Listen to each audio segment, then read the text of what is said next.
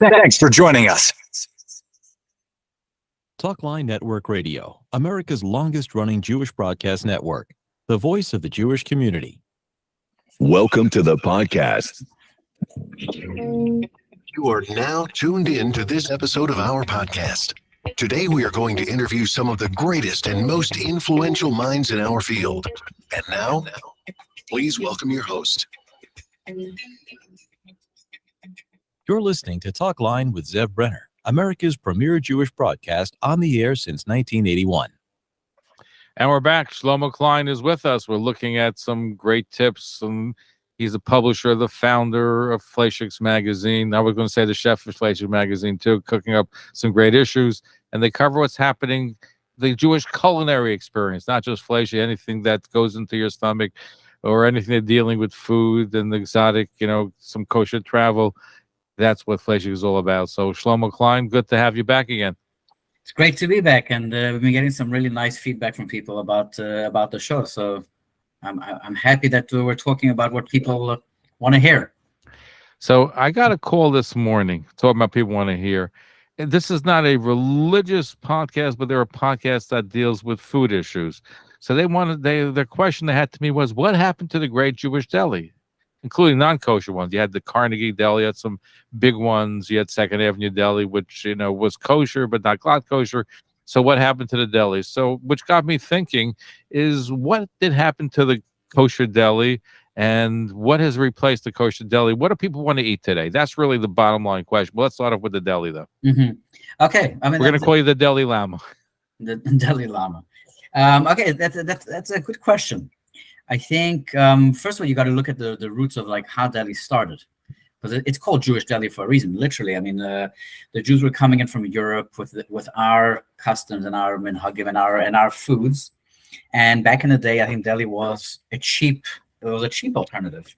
The Jewish deli owners and store owners or restaurateurs, whatever you want to call them, they were creating these sandwiches which were loaded with these smoked meats, these pastrami's and corned beef, and packed in, and it really for a while it actually changed.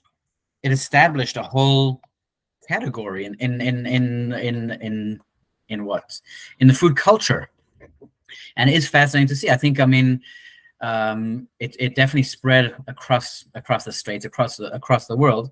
I think that the Jewish concept kind of fell away. At least, no, I shouldn't say the Jewish side, the kosher side, because it kind of evolved over time to include, on the non-kosher side, it was including, there was a mix of meat and milk. There was, or not necessarily kosher cuts of beef and whatever it was. But I think that just over time, with the way people are eating, health reasons, costs skyrocketing, and then whenever certain foods or cuts become popular, it just kind of became less and less appealing, or even not appealing. Sorry, because there's still a lot of people that like it, but appealing to people to be able to afford it, I should say. Like when you go for lunch or you're going for dinner, and you want to get a sandwich. Back in the day, that was your lunch. You were getting a nice stuffed sandwich. It was costing you, I don't know, let's just say for argument's sake, $10 back in the day, which was a quarter, whatever it was back in the day. But now you're talking about these sandwiches, and there are still plenty of places doing it. Either they're doing it, keeping it simple, keeping it to what it used to be. You're paying $20 for such a sandwich, or you're having places that are, lowering that whole chap of the stuffed sandwich has been considerably dropped to much less, or they're taking and doing a more high-end spin on it. So the price is just way up there, and it's just not as practical as it used to be. But isn't deli still cheaper than having steaks and other kinds of cuisine? It's still, to me, it sounds like it's going to be cheap. You can have a hot dog, still going to be cheap. Even if you pay $20 for that, it's still cheaper than what they're charging, the crazy prices. No, I agree. I agree with that. I do agree with that. And it should be cheaper. I think that deli, when we talk about deli, the original deli, people think of those pastrami corned beef sandwiches. If you ask people today what deli is, we did a Kiddush issue in our first year. We did a deli issue, I think it was in our second year, around the same time, around Purim time, like February. And I think we've even done a second Kiddush one. They all pretty much fall under this deli, because deli is pretty much nowadays it's all kinds of cold cuts, even hot dogs, and a lot of stuff that you'd serve at a kiddush today is what people would put under that one big category of deli. But people, when they go out to eat, the dining seems to be the deli is not in vogue as like it used to be, unless maybe has the smokehouse, Izzy's Smokehouse, that kind of genre replaced the kosher deli? That's actually a good point. It's very possible that smokehouses have replaced. I mean, if you think about it in the kosher market, how many people are really specializing in deli? And when we're talking about the old school deli, there's very few places that are still making their own. Mr. Broadway Deli in Manhattan, for example, he merged with Ben's recently, or right. They're actually going to be redoing their place soon.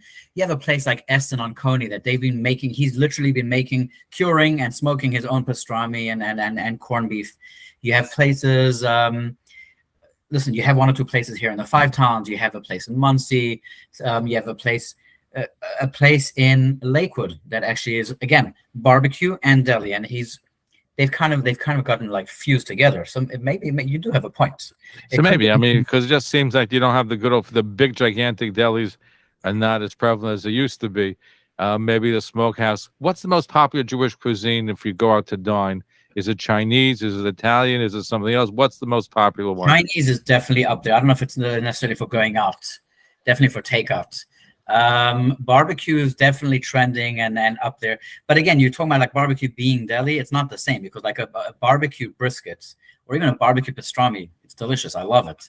But it's very different from a typical cured and even smoked brisket. It's a whole different experience. You also not get thin shaved, slice. Right. In other words, the deli has been replaced by some. Used to be delis where you would dime a dozen. There were so many of them. Shmulky Bernstein's, like that was like one of the most famous ones. I think they tried to revive it. It didn't work. But so Chinese became very popular. So has Chinese been the number one, or has that been knocked off by other people tired of the Chinese kosher cuisine and want something else? You want to know what number one is? What's number one? I live in the Five Towns. I think the number one, the most common restaurant you're seeing just popping up nonstop is pizza places. I think since COVID, I think the whole restaurant world has just changed, and takeout, fast food, cheaper options have just become the key players here. Fine dining obviously still is having its moment, and you're still seeing places open up and doing really well. That whole deli model just kind of, I think the cost was a really big part of it. And across the board in the kosher market and the non-kosher market, they kind of just, the whole diner experience, which never really took off in the kosher market, the diner experience, like these breakfast places, they were all doing some forms of deli. I think they kind of all just fell away, and it became included in menus as just another thing that people do. So deli was incorporated in even in China. Well, so I guess Shmulky Bernstein may be a case where they were really Chinese, but they also were deli. So no, 100% for sure. But you look, that's what I'm saying. A lot of the traditional places, you'll look at a place like Essen on Coney, or Gottlieb's in Williamsburg, or any of these places that actually have been around for a long time. They're serving deli, and it's still obviously a very popular item. Well, that's something very popular in Brooklyn on Coney Island Avenue. Sure. But they're also serving all the traditional items and whatever it is. I've noticed in the non-kosher world, deli is still very popular, but not as a standalone store. They're spread, far in between. You will find some interesting places where they're doing it a little bit more high end, or they're making these really gourmet sandwiches out of the deli, or they're taking the deli and they're even in the kosher places, we're taking the deli and we're stuffing egg rolls with pastrami, and you're making these crazy concoctions, which is great. I mean, people are loving it. It's definitely popular, but it's just taken on a different form. So before I let you go, how's it going with Kosher Palooza coming up very soon before you blink? So Kosher Palooza and deli, you know what? This is interesting. One of the forms of deli has been the meat boards and the charcuteries and the jerkies and all this stuff. That has definitely blown up like you cannot believe. I mean, it's everywhere, and there's going to be a very big presence at Kosher Palooza in that respect. I don't know how much pastrami sandwiches and corned beef sandwiches you're going to see there, but you definitely will see dry aged and cured meats and stuff like that. And you mentioned pizzas being perhaps the biggest growth as far as kosher restaurant. You notice also there's more Fleishig pizza, meat pizzas.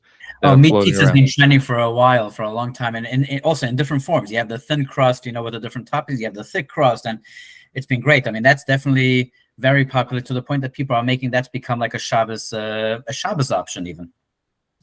Shlomo Klein, co-publisher, co-founder, Fleishigs Magazine. Thank you for giving us some tidbits to chew on, to think about. And the deli is certainly out there, but in a different form than it used to be. Thank you for sharing that with us. Thank you for having me. Thank you for tuning in to Talkline with Zev Brenner, America's premier Jewish broadcast, the pulse beat of the Jewish community. For continuous Jewish programs, TalklineNetwork.com, or our 24-hour-a-day listen line at 641-741-0389. For past shows, you can find us on iTunes, Spotify, Amazon, YouTube, Instagram, and all major podcast platforms, or jewishpodcast.org. Thanks for listening to the TalklineNetwork.com. Follow us on Facebook, Twitter, and Instagram. Okay, I texted Morty. Hey, text him, Marty. Fine. He said no problem. He'll deal with it. Like just shoot him a text if you